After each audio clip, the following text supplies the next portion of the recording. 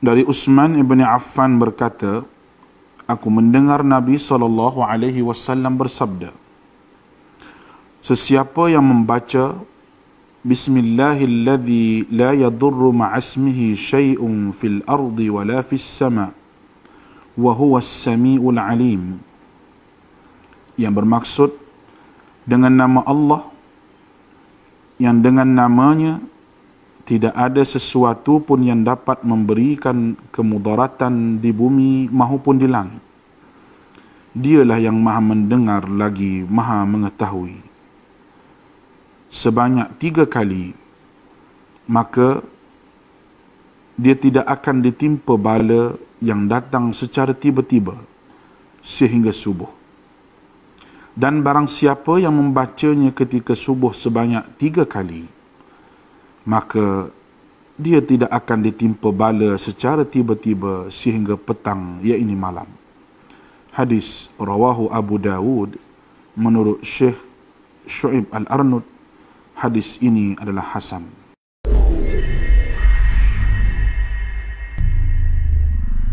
Okay, bismillahirrahmanirrahim. Assalamualaikum warahmatullahi taala wabarakatuh dan salam sejahtera. Bertemu lagi kita untuk sesi satu lagi tuition online dalam program Perlis Mengaji anjuran Majlis Agama Islam Perlis dan juga Jabatan Pendidikan Negeri Perlis. Okay. Dan tajuk perkongsian saya pada hari ini adalah mengenai tajuk pemeliharaan dan pemelihara alam sekitar. Dan saya sendiri adalah Cikgu Nur Helmi bin Abdul Muttalib daripada SMK Jerlun. Okay. Untuk hari ini, sebab kita ada beberapa objektif pembelajaran, jadi saya akan terangkan terlebih dahulu supaya murid-murid yang ada kat rumah lebih jelaslah apa yang kita nak pelajari pada hari ini. Okay. So, untuk tajuk bab tingkatan 3 ini, kita ada 5 sebenarnya objektif pembelajaran yang kita boleh belajar. Tapi saya nak fokus kepada 1.1 saja, iaitu menganalisa keseimbangan alam semula jadi, dan saya cuba akan kaitkan dengan pemeliharaan dan juga fenomena-fenomena alam yang berkaitan dengan alam semula jadilah. Okay. So, dalam topik 1.1 ni, bagi tajuk menganalisa keseimbangan alam semula jadi, murid-murid akan belajar tentang apa itu maksud keseimbangan alam. Okay. Kemudian yang kedua adalah dapat menyatakan kitar semula jadi. Okay, kita ada 3 kitar semula jadi yang murid-murid akan tengok sekejap lagi, yang membantu mengekalkan keseimbangan alam kita. Kemudian dapat menerangkan bagaimana kita semula jadi itu dapat membantu untuk alam kita berada dalam keadaan yang seimbang. Dan seterusnya, mengenal pasti ataupun dapat menerangkan macam mana peranan siratan makanan untuk membantu keseimbangan alam. Okay. Kejap lagi pun akan tengok apa beza siratan makanan, rantai makanan yang biasa dah murid-murid semua dah jumpa. Kemudian yang kelima adalah menerangkan dengan contoh kesan bencana alam terhadap keseimbangan alam. Okay. Contoh-contoh bencana alam yang kita biasa dengar macam banjir, tsunami apa semua tu, dan kita akan tengok macam mana bencana alam tu boleh memberi kesan kepada kita punya keseimbangan semula jadi. Okay. Dan akhir sekali adalah kita murid-murid dapat mencadangkan cara-cara macam mana untuk nak mengekalkan keseimbangan alam. Okay. So, ada 6 perkara yang kita akan pelajari. Jadi kita akan tengok satu persatu lah.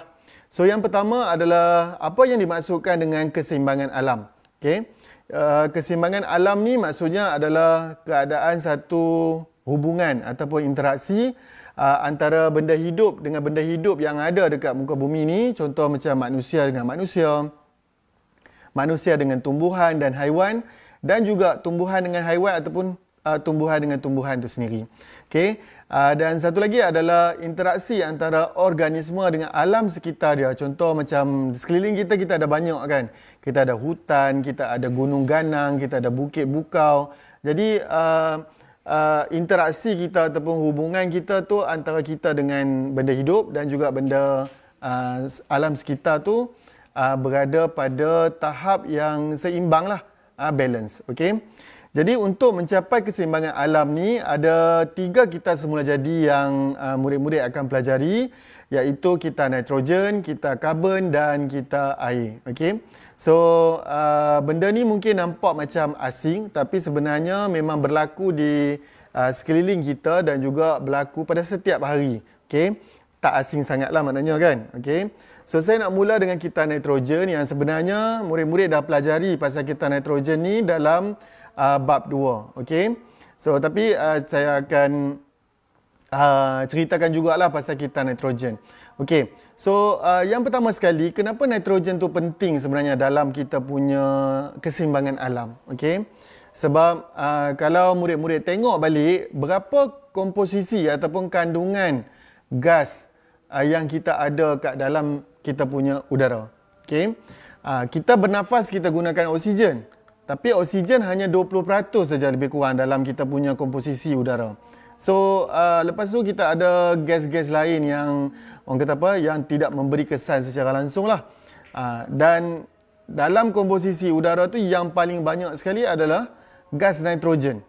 Sedangkan kita tahu kita bernafas pun kita tak pakai nitrogen. Kita tumbuhan buat fotosintesis pun proses yang saya rasa paling banyak yang berlaku dekat dalam bumi kita pun tidak melibatkan nitrogen. Jadi sebenarnya nitrogen ni digunakan masa bila? Inilah kepentingan dia sebenarnya. Sedangkan gas nitrogen kita ada 70 hingga 78% dalam kita punya komposisi udara. Satu jumlah yang besar. Tapi takkanlah tak ada peranan kan dalam kepada manusia ataupun kepada haiwan ataupun tumbuhan. So sebenarnya nitrogen ni dia akan digunakan dalam bentuk yang boleh diserap oleh tumbuhan sebagai baja lah dalam bahasa yang lebih mudah. Jadi cuma tumbuhan ni dia tak dapat menyerap nitrogen ni dalam bentuk gas ataupun direct daripada kita punya orang kata apa, udara.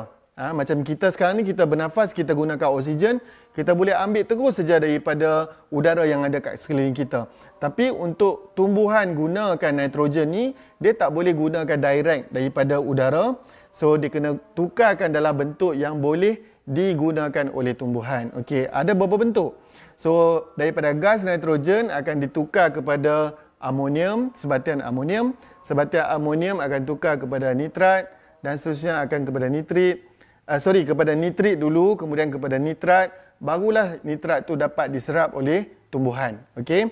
Jadi untuk yang penting dia tentang kita nitrogen ni, murid-murid mesti boleh nyatakan perubahan bentuk-bentuk nitrogen tadi daripada gas kepada sebatian amonium, kepada nitrit dan juga akhir sekali kepada sebatian nitrat. Itu satu. Kemudian tahu proses untuk setiap satu tadi tu. Maksudnya daripada gas nitrogen yang ada di udara untuk nak tukar jadi sebatian amonium tu macam mana? Apa proses yang berlaku? Okey, ada boleh berlaku secara semula jadi melalui kilat ataupun letusan gunung berapi dan seterusnya proses-proses pada setiap peringkat yang lain itulah. Okey. Dan yang pentingnya nitrogen tu digunakan oleh tumbuhan dalam bentuk sebatian nitrat. Dan kita pula makan tumbuhan, jadi unsur nitrogen tu berpindah kepada manusia pula. So benda tu akan sentiasa berkitar dalam bentuk kitaran. Okey, dia sentiasa digunakan, cuma ubah bentuk saja. Okey, itu satu. Kemudian yang kedua adalah kita nitrogen. So kita nitrogen adalah kita karbon. Okey, so kita karbon. So dalam ni kita melibatkan karbon lah, dan karbon yang paling senang sekali kita orang kata apa, yang kita tahu adalah karbon dioksida yang ada dalam kita punya udara lah. Okey, bila kita bernafas saja, automatik kita akan hasilkan lebih banyak lagi karbon dioksida. Okey, bukan macam tu, bukan daripada bernafas saja. Karbon dioksida juga boleh datang daripada bila kita bakar sampah. Kita bakar bahan-bahan yang bersifat organik, automatik kita akan bebaskan karbon dioksida. Kita gunakan kenderaan yang gunakan petrol, diesel pun akan bebaskan karbon dioksida, karbon monoksida. Dan satu lagi yang mungkin kita tak perasan iaitu proses respirasi oleh tumbuhan dan juga oleh haiwan. Respirasi ni kalau bahasa mudah dia bernafas lah. Okay? Tapi bernafas tu tak sesuai, maksudnya bukan tak sesuai, maksudnya ada perkataan respirasi tu lebih menyeluruh lah. Maksudnya respirasi sel dan juga yang seperti yang saya kata tadi, takkan kita nak sebut kata tumbuhan pun bernafas kan. Okay. So kalau tengok kat situ dekat gambar raja tu, kita boleh nampak macam mana karbon, unsur karbon yang ada dalam ataupun dalam molekul karbon monoksida tu boleh berubah bentuk. Sama macam nitrogen tadi, dia masih ada dalam unsur-unsur tadi, cuma dalam bentuk yang berbeza. Okay? So bila tumbuhan ataupun haiwan tu mati, maka sebab kita tahu kan kita ni kita punya bahan-bahan asas ataupun unsur kita daripada karbon. Jadi akan ditukarkan kepada bentuk jisim organik dan kemudian seterusnya akan terurai dan kembali kepada atmosfera kita, dan kemudian benda tu akan berpusing dalam bentuk satu kitaran lah. Okey, so itu yang kata akan jadi satu keseimbangan alam. Okey. So dia punya penerangan lanjut dia, gas karbon dioksida ni dikekalkan sebanyak 0.03% dalam atmosfera kita, dan antara tadi proses-proses yang terlibat untuk nak kembalikan karbon dioksida tu ke atmosfera adalah melalui respirasi. Lepas tu kita ada proses pereputan, okey, dan juga pembakaran. Okey, 3 benda ni pun saya dah sebut tadi. Dan proses apa yang nak mengurangkan kandungan karbon dioksida dalam tadi untuk nak tambah karbon dioksida. So nak kurangkan karbon dioksida ni dia ada fotosintesis, sebab kita tahu fotosintesis tumbuhan menghasilkan makanan dia akan gunakan gas karbon dioksida. So dia akan serap, so kuranglah sikit gas karbon dioksida yang ada di atmosfera. Ataupun juga dia boleh larut dalam air hujan ataupun larut dalam air kolam apa semualah. Okey. Kemudian yang ketiga adalah kitar semula jadi. Yang ketiga adalah kitar air. Okey, kita boleh nampak kat sini, ini asaslah kita tahu macam mana air yang ada di kolam, di tasik, di sungai, okey, akan tersejat naik atas melalui proses penyejatan. Kemudian kita boleh tengok juga bila tumbuhan ataupun haiwan melakukan respirasi dan transpirasi, so air semua akan terbebas ke atmosfera, dan kemudian wap air itu akan terkondensasi dan kemudiannya membentuk hujan, dan kemudian membentuk awan. Awan tu akan menurunkan hujan, so kemudian dia akan kembali ke sungai, tasik, dan proses tu akan berlaku dalam bentuk kitaran yang kita namakan kitaran air lah, kitar air. Okey. Proses transpirasi kat sini merujuk kepada proses penyingkiran air oleh tumbuhan lah. Kalau bahasa mudah dia selalu saya gunakan untuk pelajar saya faham. Maksudnya tumbuhan berpeluh. Tumbuhan berpeluh, bila dia nak singkirkan air-air yang berlebihan tu, jadi pada permukaan atas daun tu akan ada bukaan stoma. So bukaan stoma tu akan membiarkan air tu tersejat, ataupun air yang berlebihan tadi tu berubah menjadi gas melalui proses transpirasi. Jadi itulah air yang akan membentuk awan akhir sekali itu, dan kemudiannya dia turun sebagai hujan. Okey. So proses yang membebaskan air daripada darat ke atmosfera adalah transpirasi, itu yang saya ceritakan tadi, iaitu proses penyingkiran air berlebihan oleh tumbuhan. Kemudian yang kedua adalah penyejatan yang berlaku pada permukaan air, contoh dekat tasik, dekat sungai, dekat kolam, kan. Okey, terutamanya didorong oleh bila ada matahari lah, yang kita tahu bila ada matahari haba akan meningkat, so penyejatan tu akan berlaku lebih cepat. Okey. Dan kemudian proses kembalikan air itu ke daratan adalah melalui titisan hujan lah. Okey. Kemudian seterusnya, selain daripada kitar semula jadi tadi, 3 kitar semula jadi yang membantu untuk kita punya alam ni berlaku dalam keadaan yang seimbang, kita ada juga siratan makanan. Okey, siratan makanan. Sebelum kita tengok pasal siratan makanan, kita tahu dulu pasal rantai makanan. So rantai makanan ni maksudnya macam mana satu orang kata apa? Laluan pergerakan tumbuhan, siri pemakanan tumbuhan ataupun haiwan. Okey. Maksudnya contoh yang ada gambar dekat skrin sekarang ni, iaitu kita boleh tengok satu rantai makanan yang ada dekat padang rumput. Kita ada lalang yang dimakan oleh ulat, kemudian ulat tu dimakan oleh ayam, dan ayam tu dimakan oleh ular. So dia jadi satu proses pemakanan. Okey, ular makan ayam, ayam makan ulat, ulat makan lalang. Okey. Dan kita tahu bahawa bila dia ada proses pemakanan tu, dia ada orang kata apa, fasa-fasa ataupun tingkat-tingkat dia tu. So yang bawah sekali ataupun yang asas sekali tu adalah pengeluar, kita panggil. Iaitu kalau kat gambar yang kita tengok tadi tu adalah lalang lah. Okey, lalang. So pengeluar ni apa dia? Pengeluar ni adalah tumbuhan hijau yang boleh hasilkan makanan sendiri. So dia tak makan orang lain, dia boleh hidup dengan cara dia buat makanan dia sendiri. Okey. So biasanya yang ini tumbuhan lah. Okey, tumbuhan. Kemudian yang makan tumbuhan tu kita panggil dia pengguna prima. Okey, pengguna. Pengguna ni yang makan orang lain lah. Prima maksudnya dia yang pertama. So kat sini dia adalah haiwan yang makan tumbuhan. So kalau kita tengok kat sini yang gambar tadi tu, yang pertama sekali yang makan tumbuhan adalah ulat. So ulat lah jadi pengguna prima kat situ. Okey, biasanya dia adalah haiwan herbivore. Okey. Kemudian yang makan pengguna prima pula adalah kita panggil dia pengguna sekunda. So kalau kat sini ayam merupakan pengguna sekunda sebab dia makan ulat. Ulat tu pengguna prima kan? Okey. So ayam adalah pengguna sekunda.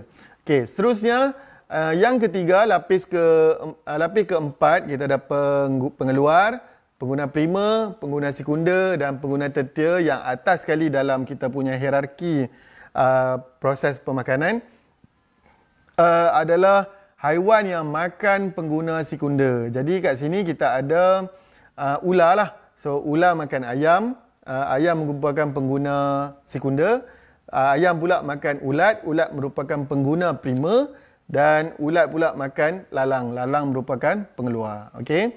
Dan itu satu rantaian yang mana apabila membentuk banyak lagi rantaian, contoh tadi kalau kita selain daripada kita ada ular untuk makan ayam, mungkin kita ada musang. Musang makan ayam. Jadi musang tu pun dia membentuk satu lagi pula proses pemakanan yang baharu.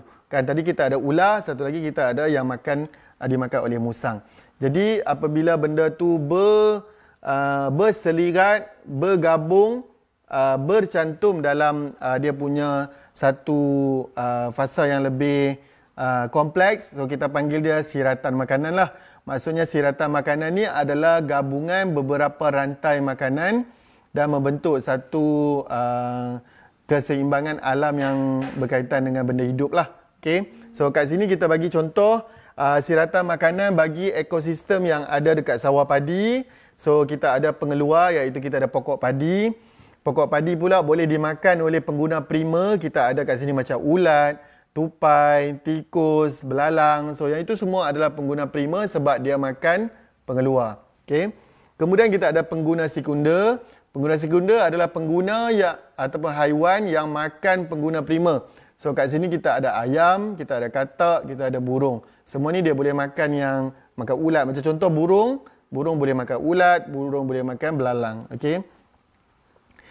Dan akhir sekali kita ada organisme ataupun benda hidup haiwan yang berada pada hierarki paling tinggi sekali, iaitu kita ada ular. Yang mana ular tu boleh makan semua benda tu. Ular boleh makan ayam, ular boleh makan katak, ular boleh makan burung. So ular tu kita panggil sebagai pengguna tertia. Okey. Dan selain daripada tu, tadi yang kita dah tengok kan macam mana bencana alam yang berlaku boleh memberi kesan kepada keseimbangan alam kita. So antara satu bencana alam yang selalu berlaku adalah kemarau lah, kemarau panjang. Macam kita Malaysia ni, kita beruntung sebab negara kita tak ada sangat nak berlaku kemarau yang panjang sampai macam ni kan. Kalau kita tengok negara-negara kat Afrika yang selalu panas, kita tengok yang makanan pun sampai tak ada, dia orang duduk dekat gurun-gurun, padang pasir. Jadi lebih senang nak berlaku kemarau lah. Okay. So kemarau tu maksudnya kawasan tu mengalami kekeringan kerana perubahan iklim dan juga kurang tumbuhan. Okey. Ini satu contoh gambar dia lah. Kemudian bencana alam yang lain yang juga kerap berlaku kat Malaysia iaitu banjir. Okey, banjir. Kat sini air hujan yang berlebihan. Sebab tu kalau kat Malaysia kita punya banjir ni dia ada musim dia kan, musim tengkujuh kan. Musim di mana ada air hujan, musim hujan lah yang banyak. Jadi disebabkan mungkin peparitan yang tak kemas, jadi menyebabkan air itu bertakung dan cepat berlaku kesal banjir tu. Selain daripada tu, kalau dekat negara-negara luar, banjir ni boleh juga berlaku sebab leburan salji dan juga ais, okey, serta kenaikan paras air laut. Baru-baru ni ada keluar dalam kita punya surat khabar dan TV beberapa buah negara yang akan tenggelam bila kita punya paras air laut kita dah semakin meningkat. Sebab itu juga satu contoh kenapa negara jiran kita, negara Indonesia, dia dah pindahkan ibu negara dia daripada Jakarta, dulu Jakarta. Sekarang dia nak pindahkan ke Kalimantan, ke Pulau Borneo, sebab Jakarta tu dijangka akan tenggelam lebih kurang dalam 20 ke 30 tahun lagi. So dia buat persiapan awal, dia bawa ibu negara dia pergi ke Kalimantan lah, sebab Kalimantan tu kawasan dia masih luas yang boleh diteroka lah. Okay? Nah, itu kesan dia. Kemudian yang ketiga adalah bencana alam yang ribut taufan. Ribut taufan ni kalau kita kat Malaysia jaranglah kita dengar sebab bentuk muka bumi kita. Biasanya ribut taufan ni dia berlaku sebab ada perbezaan antara ketumpatan pada udara, okey, yang menyebabkan dia boleh boleh berputar tu, okey. Tapi macam kita, negara kita, kita ada bukit, jadi macam tak sempat dia nak jadi. Biasanya dia akan berlaku di tempat yang lapang, yang kosong, dia senang nak berlaku. Macam kita ni tak sempat dia nak berlaku tu, baru kecil dia dah berlanggar dengan dah dihalang oleh bukit bukau. Jadi tak sempat nak menjadi ribut taufan yang sampai boleh membahayakan kita punya keselamatan lah. Okay? Cuma orang kata apa, yang angin-angin ribut apa tu adalah kan, yang kat tempat kita yang sampai bumbung pun tercabut apa semua tu. Okay? Tapi tak seteruk yang berlaku di luar negara lah. Okay? Kemudian yang keempat adalah bencana alam, iaitu letusan gunung berapi.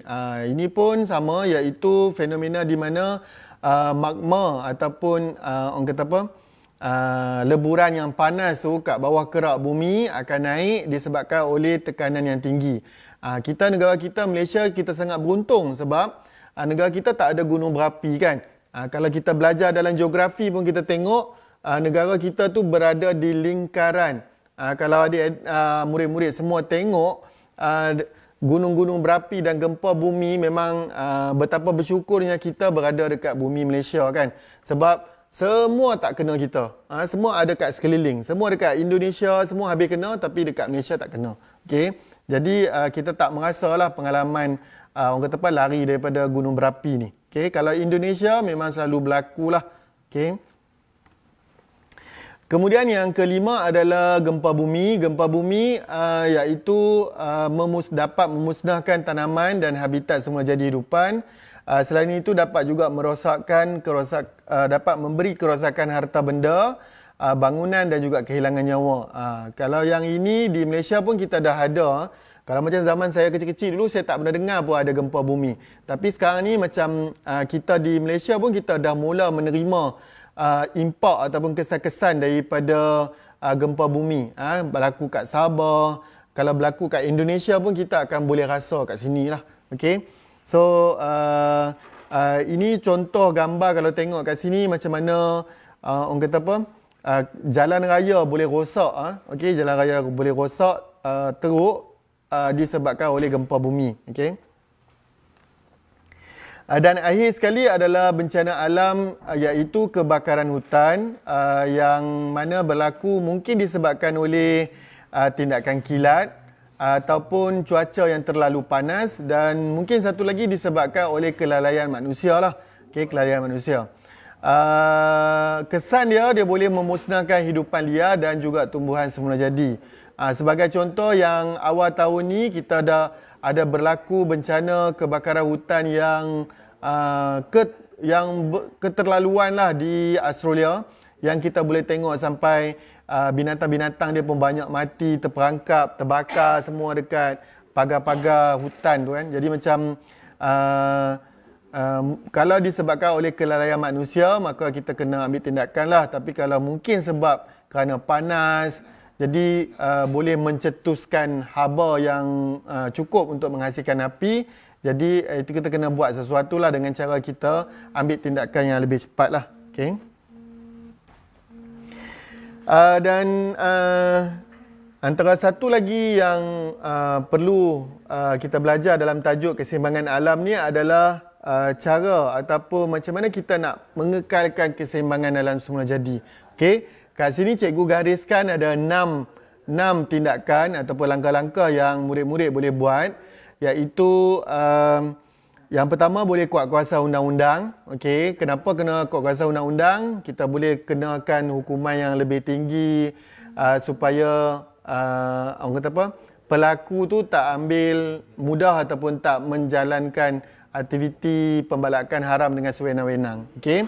Kemudian yang kedua adalah dengan cara kita meningkatkan pengetahuan sains dan teknologi. Jadi secara tak langsung bila kita lebih mahir, lebih pengetahuan dalam bidang sains dan teknologi, ada banyak benda yang kita boleh buat untuk kita selamatkan keseimbangan alam. Contoh dia macam kemarau yang berpanjangan tu, kita mungkin boleh buat pembenihan hujan, kita boleh buat tanaman yang lebih sesuai untuk orang kata apa, iklim ataupun cuaca yang ekstrim macam tu. Okay.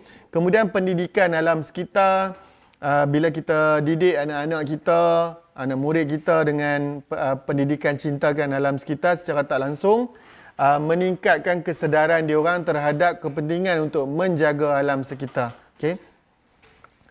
Kemudian langkah pemeliharaan dan pemeliharaan. Yang ini dua perkataan yang hampir sama, tapi sebenarnya dia ada orang kata apa, pengertian yang berbeza. Pulihara maksudnya kita pulihkan semula dia punya keadaan tu dan kemudian kita jaga. Dan pelihara ni kita jaga yang sedia ada lah. Jadi kalau kita tengok kat sini sebagai contoh, macam kita nampak hutan-hutan yang ditebang. Jadi langkah pelihara dia adalah kita tanam semula pokok-pokok tu dan kemudian kita jaga supaya dia boleh jadi hutan balik. Kalau untuk pelihara maksudnya kita jaga hutan-hutan yang sedia ada supaya dia tak ada orang masuk suka hati pergi tebang, buat pembalakan haram secara berleluasa. Okay? Kemudian yang kelima adalah kawalan biologi, iaitu macam mana kita mengawal hidupan dengan menggunakan hidupan juga. Bahasa mudah dia lah. Okay. Sebagai contoh dia, kawasan sawah padi kita banyak tikus. Jadi macam mana kita nak mengurangkan bilangan tikus tu selain daripada kita gunakan racun, kita gunakan orang kata apa, pesticide ke apa semua tu kan. Kita tak nak guna bahan kimia. Jadi cara dia adalah mungkin kita boleh bela burung hantu kan, sebab burung hantu dia akan makan tikus. Jadi secara tak langsung bilangan tikus pun akan berkurang. Ataupun mungkin kita boleh, kalau kita tengok di kawasan-kawasan yang ada banyak kelapa sawit kan, biasanya di ladang-ladang tu dia orang akan pelihara ular untuk makan tikus-tikus tu ataupun hidupan-hidupan yang ada kat situ lah. Hidupan maksud saya yang perosak lah. Okay. Benda paling mudah yang kita buat adalah kita bela ikan gapi kan. Kalau macam kat rumah kita ada kolam takungan air, so kita akan bela ikan gapi untuk makan jentik-jentik. So itu pun adalah satu contoh mudah untuk kawalan biologi. Okay? Dan akhir sekali adalah cara untuk kita nak mengekalkan keseimbangan alam kita daripada dirosakkan, daripada guna dalam keadaan yang berlebihan, adalah dengan menggunakan ataupun memikirkan tenaga dibarui alternatif lah. Okey, contoh dia macam kita sebelum ni kita asyik gunakan untuk menghasilkan menjana elektrik kita gunakan orang kata apa, arang batu kan. Kita guna arang batu. So mungkin lepas ni kita boleh promosikan gunakan orang kata apa, kita gunakan tenaga hidro kan daripada air, ataupun kita gunakan tenaga elektrik yang dihasilkan daripada tenaga angin. Okey, so tenaga-tenaga alternatif tu dia akan sentiasa ada dan dia akan meminimumkanlah kerosakan yang berlaku pada kita punya alam semula jadi. Okey. Kemudian ada 3 fenomena alam yang saya rasa saya nak berkongsi dengan murid-murid sekalian yang ada kena-mengena dengan tajuk yang kita bincangkan pada hari inilah. Iaitu yang pertama, penipisan lapisan ozon. Seperti mana yang murid-murid tahu, bumi kita, atmosfera kita ni dilindungi oleh satu lapisan, iaitu lapisan ozon lah. Okay. Kalau oksigen dia O2, so ozon adalah O3. So lapisan ni sebenarnya yang akan filter ataupun yang akan menapis orang kata apa, partikel-partikel daripada luar, sinaran-sinaran yang berbahaya, ultraviolet daripada luar tu, daripada matahari, daripada terus kena direct kita dekat bumi. Okey. Jadi lapisan ozon ni sangat membantulah kita untuk tinggal dengan harmoni kat dalam kita punya bumi kita. Okey.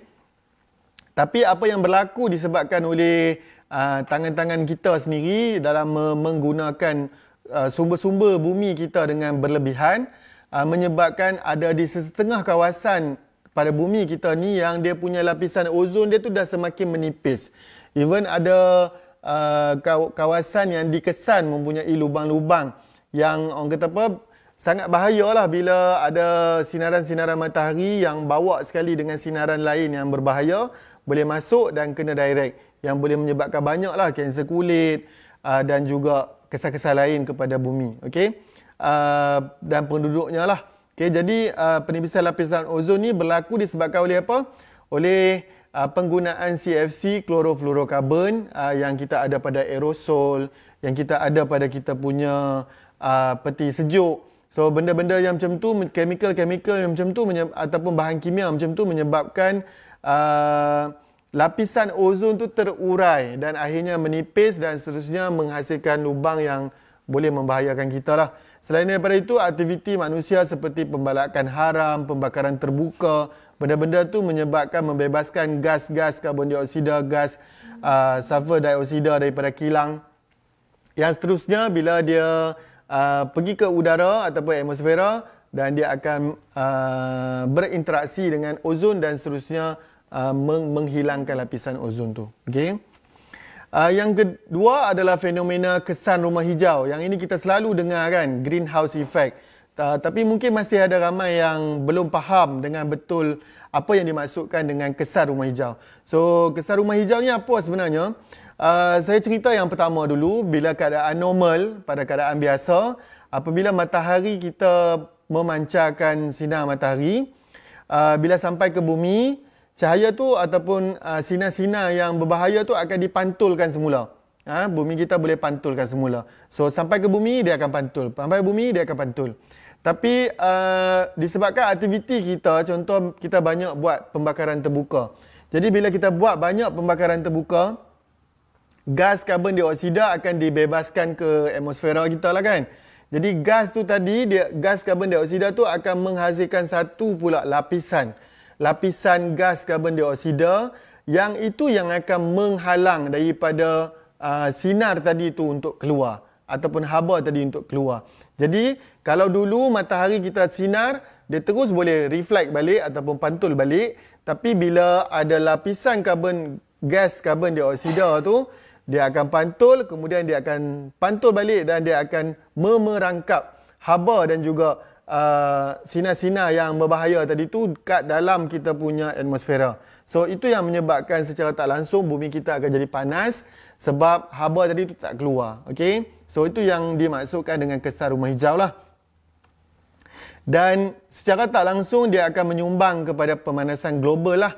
Yang macam tadi saya kata, bila haba tu tak dapat dipantulkan keluar, diperangkap oleh lapisan gas karbon dioksida, maka bumi kita akan panas secara total. Maksudnya di seluruh bahagian, walaupun benda tu berlaku kat tempat lain, kat Malaysia tak ada masalah, tapi secara tak langsung yang berlaku dekat negara luar tu pun kita pun akan rasa. Macam tadilah saya dah kata, peningkatan aras laut, bukannya negara yang selalu bakar saja. Negara yang tak bakar pun automatik dia akan tenggelam. Ada beberapa negara macam contoh kalau kita Malaysia sendiri pun di sebelah pantai barat tu bandar-bandar utama kita akan tenggelam dalam laut satu hari nanti. Okey. Jadi pemanasan global ni menjadi lebih teruk bila dia panas, jadi iceberg ataupun ketulan-ketulan ais yang ada di kutub pun mencair. Bila dia mencair, dia akan masuk air itu akan terus masuk dan meningkatkan aras kita punya laut lah. Okey, paras air laut.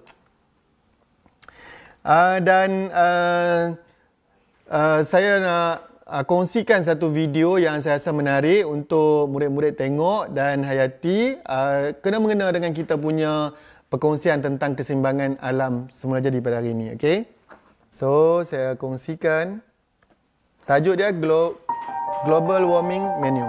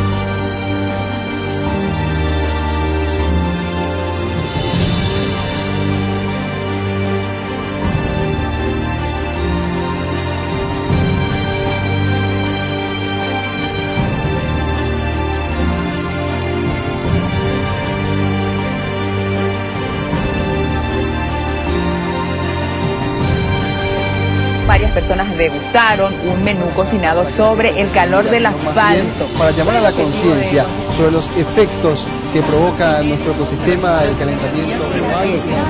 Si no cuidamos un poco más nuestros bosques, nuestros hijos, nuestros nietos tendrán un mundo muy difícil y se va a cocinar así. Vamos a estar viviendo en el infierno.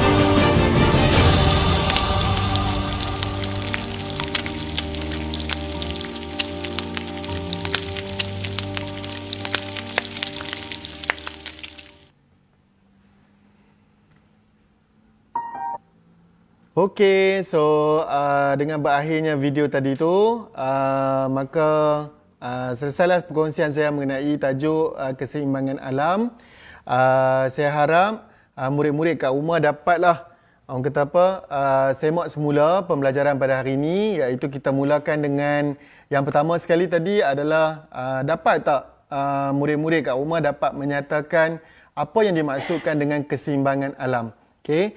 Yang kedua adalah dapat tak ceritakan pasal 3 kitar semula jadi yang saya dah ceritakan tadi, iaitu kitar nitrogen, kitar karbon dan juga kitar air. Okey, macam mana dia berfungsi, apa proses yang terlibat dan macam mana proses dia kembali semula ke daratan dan ke atmosfera. Okey. Yang kedua. Yang ketiga adalah macam mana bencana alam yang 6 yang saya dah tunjukkan tadi, iaitu kemarau, banjir, gempa bumi, ribut taufan dan juga letusan gunung berapi. Macam mana bencana alam ni boleh memberi kesan kepada keseimbangan alam kita. Dan kemudian ada 6 cara-cara ataupun langkah untuk kita mengekalkan keseimbangan alam semula jadi. Macam contoh dia saya bagi tadi, menguatkuasakan undang-undang, kita buat langkah pelihara dan pulihara. Kemudian kita boleh buat pendidikan alam sekitar. So, namakan 3 lagi yang saya tak sebut tadi. Dan akhir sekali adalah 3 fenomena yang berkait rapat dengan keseimbangan alam semula jadi, iaitu penipisan lapisan ozon, pemanasan global dan juga kesan rumah hijau yang saya dah tunjukkan siap dengan video tadi. Okey. So sampai kita jumpa lagi pada slot yang seterusnya kalau ada rezeki. Dan untuk itu sama-sama kita menjaga alam sekitar kita, jaga juga diri kita bersempena dengan COVID-19, stay safe at home, dan juga thank you Frontliners. Okay, terima kasih Perlis Mengaji, terima kasih JPM Perlis.